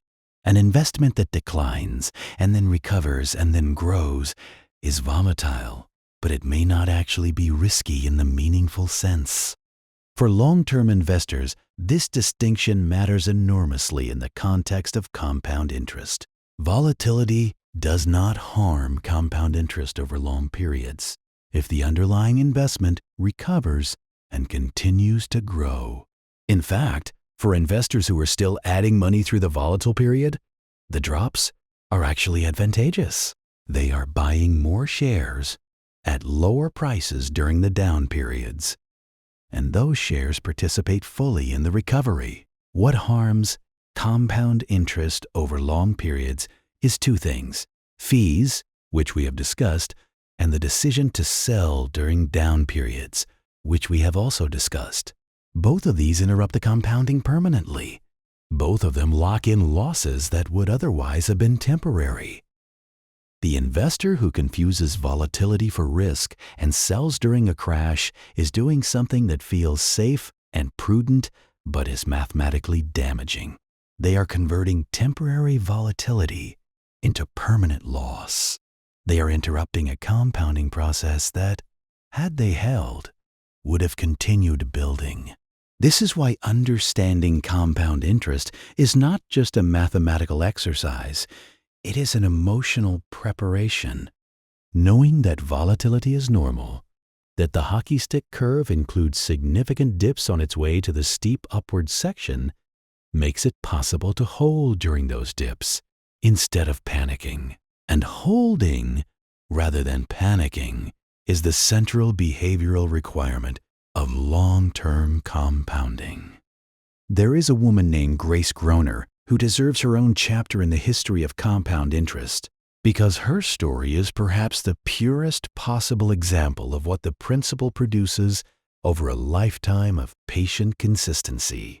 Grace was born in 1909 in Lake Forest, Illinois. She grew up poor, orphaned at 12 when both of her parents died within months of each other, raised thereafter by neighbors and local families. She went to college on a scholarship and then took a job as a secretary at Abbott Laboratories, a pharmaceutical company in the Chicago area. She worked at Abbott for 43 years. She lived simply throughout. She had a small apartment. She wore simple clothes. She shared a house with friends in her later years to keep costs down. She never married. She described herself as someone who simply did not want more than she had. In 1935, when she was in her mid-20s, Grace bought 3 shares of Abbott Laboratories stock for a total of approximately $180. She never sold them. She reinvested the dividends automatically. She did this for 75 years. Grace Groner died in 2010 at the age of 100. She left $7 million to her alma mater, Lake Forest College. 3 shares of stock, $180. 75 years of patient compounding, $7 million. She did not need a financial advisor. She did not need a complex strategy. She needed one decision, made once, and then the discipline to leave it alone for 3/4 of a century.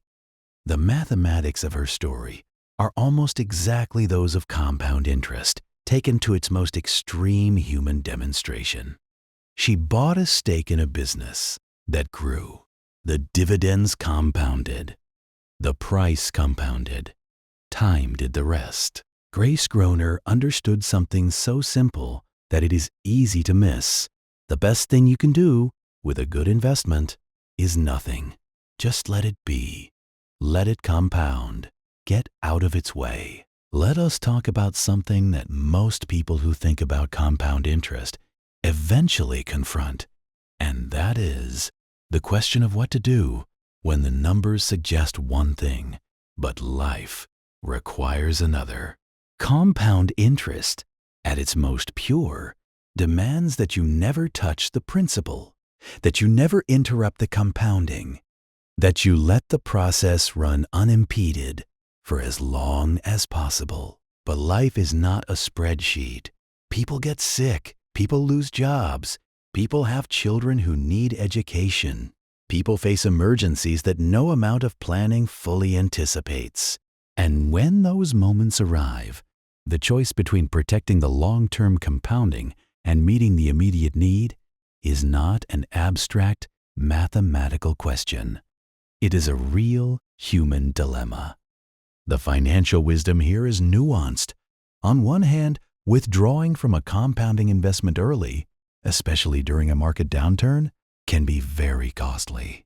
The money you take out not only stops compounding, it may come out at a depressed value, and it is gone just when the recovery is beginning.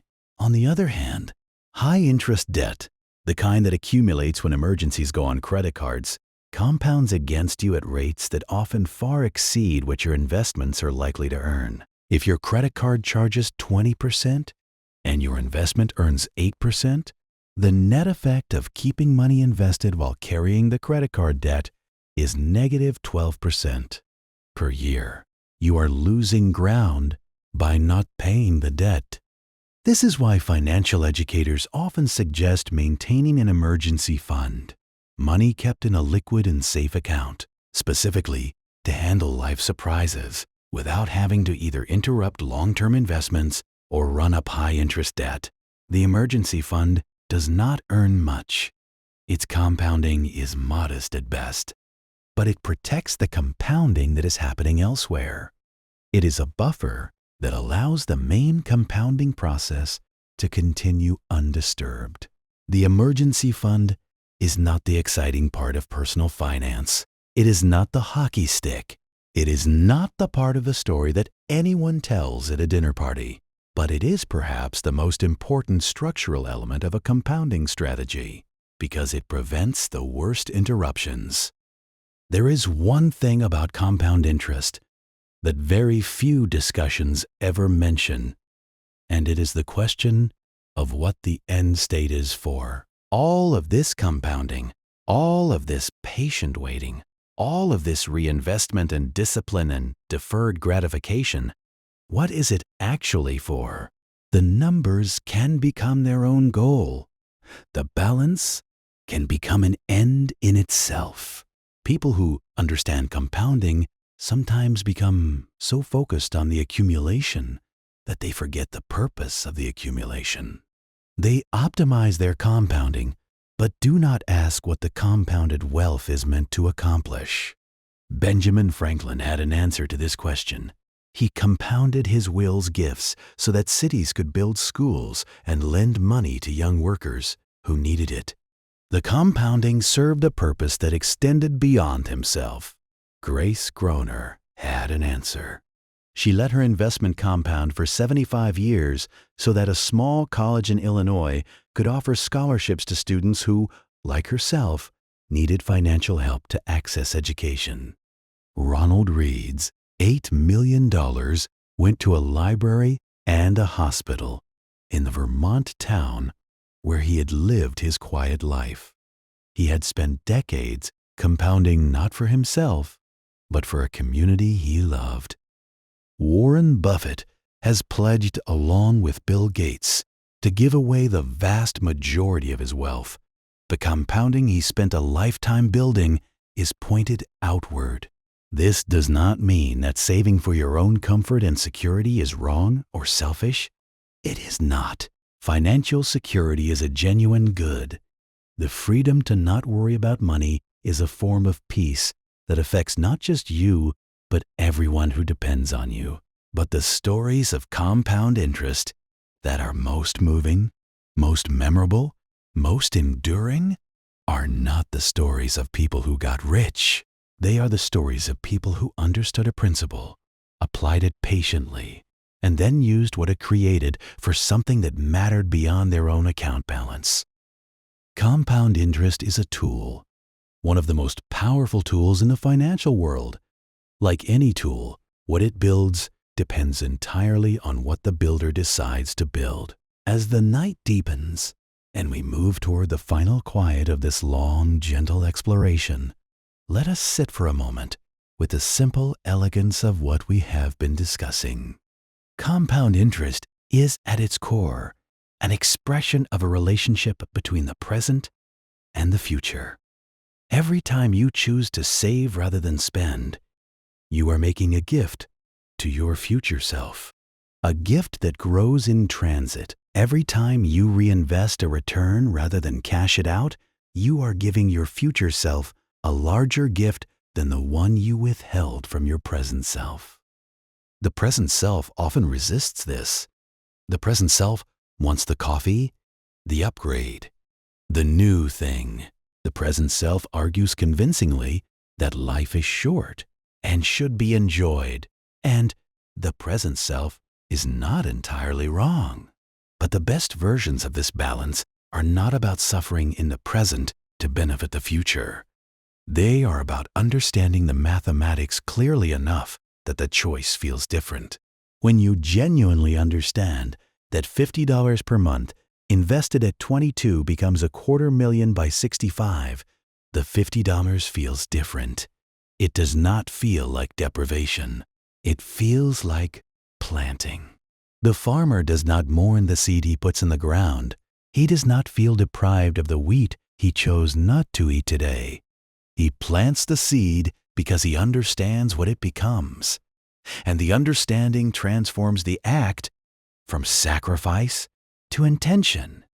This is what financial literacy actually means at its deepest level, not knowing which stocks to buy or which funds are cheapest, but understanding, viscerally and mathematically, that the decisions made today about money are already the future, that the future is being built right now from the materials of your present choices. Compound interest makes this visible. It makes the connection between present action and future outcome undeniable. It is not a trick or a clever strategy. It is a mathematical fact about how time and money interact.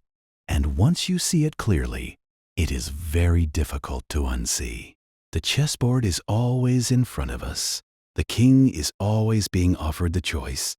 And the mathematician or the physicist or the janitor from Illinois or the printer's apprentice from Boston is always waiting patiently for time to demonstrate what they already understood. The rice fills the squares, slowly at first, then all at once. The oak grows in visible rings in the dark. The balance grows in numbers too small to celebrate, and then numbers too large to fully comprehend. And the night passes, as it always does, quietly and without rush. 1% per day, one reinvested dividend at a time, one extra mortgage payment in the early years, one decision made early and held consistently. That changes everything that comes after. There is one more dimension of compound interest that we have not yet fully explored, and it is perhaps the one that sits closest to daily life for most people. It is the compounding that happens inside a pension or retirement fund, and the way that compounding silently determines what kind of life is possible in the later years. Pensions have existed in various forms for centuries. The Roman legions received retirement payments. Medieval guilds maintained funds for aging members. But the modern concept of the pension, in which an employer contributes money to a fund that is invested and grows over a worker's career and then pays out a monthly income in retirement, emerged primarily in the 19th and 20th centuries as industrial capitalism created large numbers of long-term salaried employees. The genius of the pension, from a compounding perspective, was that it automated the process entirely. The worker did not have to decide to save. The money was taken before it reached their hands. The fund invested it. The compounding ran automatically, and the worker, years or decades later, received the fruits of that compounding in the form of a monthly check that continued until they died. For workers who spent 30 or 40 years in a job with a defined benefit pension, this automatic compounding produced retirement incomes that genuinely sustained a comfortable life. A postal worker, a school teacher, a factory employee, a nurse, who had spent their career with consistent pension contributions, compounding in a well-managed fund, could retire with an income close to what they had earned while working. The shift in recent decades away from defined benefit pensions, where the employer promises a specific monthly payout, toward defined contribution plans, where the employer contributes to an account that the employee manages, has transferred both the opportunity and the responsibility of compounding to the individual. The 401k in America, the RRSP in Canada, the SIP in the United Kingdom. These are not pensions in the traditional sense. They are compounding vehicles that require the individual to make decisions about how much to contribute, how to invest, and when to stop. This shift has had complex effects. It has given individuals more flexibility and, in theory, more potential upside if they invest well. But it has also meant that people who do not understand compound interest who contribute too little or too late, or who make poor investment decisions, no longer have an employer's defined benefit promise to fall back on. The compounding is now their responsibility, and many people were not prepared for that responsibility when it arrived. This is part of why financial literacy matters so much in the current era. The decision about how much to save in a 401k and how to invest it is a decision about the compounding that will determine what your retirement looks like. It is a consequential decision, and it benefits enormously from understanding how compounding actually works. There is something interesting that happens when you explain compound interest to children, which is that they often understand it immediately and instinctively in a way that adults sometimes struggle with. Children do not yet have the cognitive framework of linear thinking that most adults develop. They are accustomed to things that grow. They plant seeds and watch plants emerge. They watch kittens become cats. They experience their own growth as a continuous compounding process, though they would not use that word for it. Their minds are open to nonlinear change in a way that adult minds, trained by years of linear financial thinking, often are not. There is a classroom exercise that teachers of personal finance have used for decades. You give a child a single penny. You ask them whether they would rather have $1 million right now or the penny doubled every day for a month. Most children initially choose the $1 million. Then you walk them through the math. Day 1, 1 cent.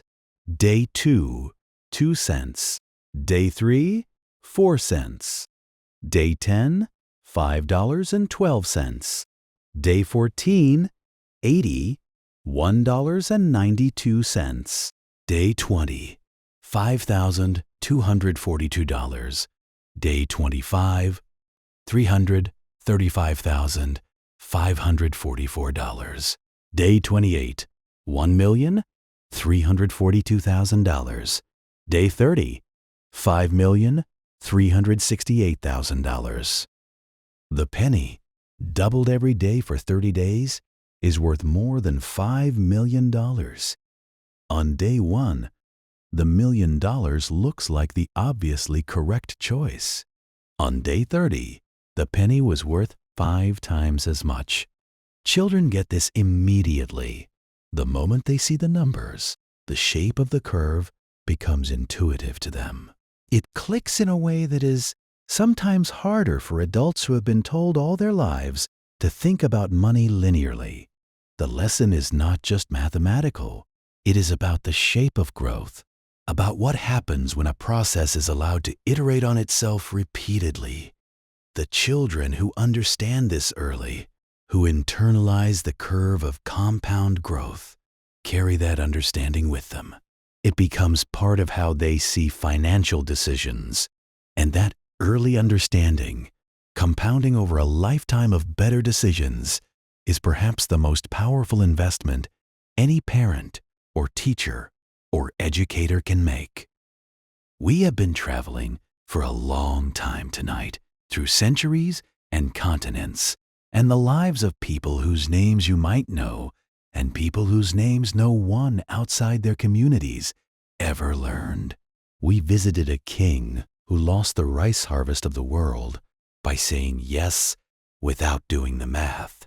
We sat in Benjamin Franklin's Philadelphia and watched a man who understood time so well that he set gifts in motion that would not fully bloom until after everyone who knew him was long dead. We rode with the Dutch merchants of 1602 as they invented the joint stock company and gave ordinary people their first real access to the compounding of global commerce. We learned from the schoolteacher in New Jersey who asked his students every year what 10 years of their 20s was worth, and watched the room go quiet when the number emerged from the calculation. We met Grace Groner, who bought 3 shares of a company she worked for in 1935 and never sold them, and died at 100 years old with $7 million to give away.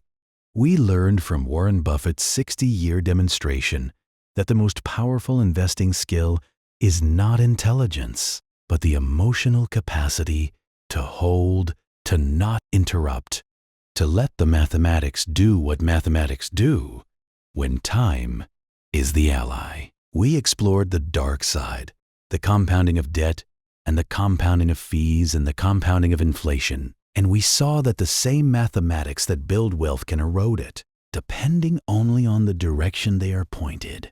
We followed the school teacher in Chicago as she reversed the direction over 3 years of unglamorous discipline and emerged to retire 6 years earlier than she might have. We planted oaks. We studied hockey sticks. We counted rice grains on a chessboard that the king of the story could never have finished counting. And through it all, one thing remained constant. The mathematics are patient, more patient than any human being, more patient than markets, more patient than empires. The mathematics simply wait. They do not care about urgency or impatience or the very human desire to see results immediately. They run at their own pace, accumulating, compounding, bending the curve slowly, and then quickly, and then dramatically. The only thing required of us is to understand them, and to start, and to continue, and to not get in the way. The night is quiet now, the kind of quiet that comes not from the absence of things, but from the settling of them.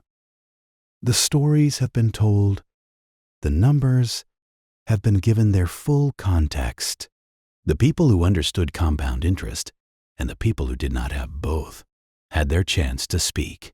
What remains is simply the understanding, the knowledge that the force exists, that it works, that it is available to anyone willing to give it time and consistency and the discipline not to interrupt it.